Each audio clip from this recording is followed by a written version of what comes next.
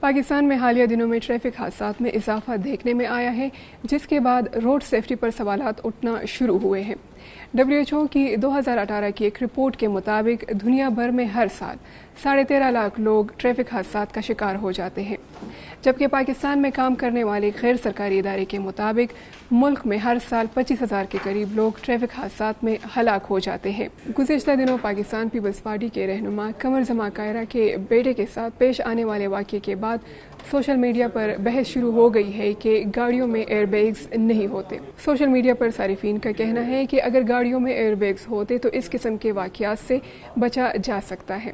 تو سوال یہ پیدا ہوتا ہے کہ یہ ایئر بیگز کیا ہے اور یہ کیسے بچاتے ہیں؟ ایئر بیگ نائلون کا ایک لچکدار کپڑا ہوتا ہے جو گاڑی کے ڈیش بورڈ اور اسٹیئرنگ وہیل پر لگا ہوتا ہے۔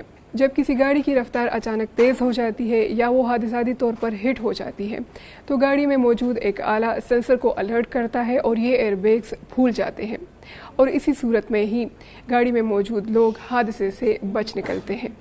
روڈ سیفٹی کے ایک ماہر کیسر کٹانا کہتے ہیں کہ یورپ کی ہر گاڑی میں 8 ایئر بیگز ہوتے ہیں، جبکہ پاکستان میں لگژری گاڑیوں میں صرف 2 ایئر بیگز ہوتے ہیں۔ ان کے مطابق اگر پاکستان میں حادثات کی شرح کو کم کرنا ہے تو ان ایئر بیگز کا استعمال گاڑیوں میں کرنا ہوگا۔ ٹویٹر پر صارفین نے ایئر بیگز کے بارے میں اپنی رائے دی ہے اور کہا ہے کہ ہر گاڑی میں ایئر بیگز کو لازمی قرار دیا جائے۔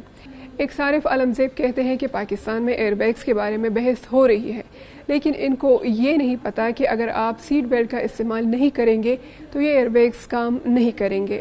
انٹرنیٹ پر دستیاب معلومات کے مطابق یہ ایئر بیگز 1970 کی دہائی میں متعارف کرائے گئے تھے اور ان کا باقاعدہ استعمال 1980 اور 1990 میں شروع کیا گیا تھا۔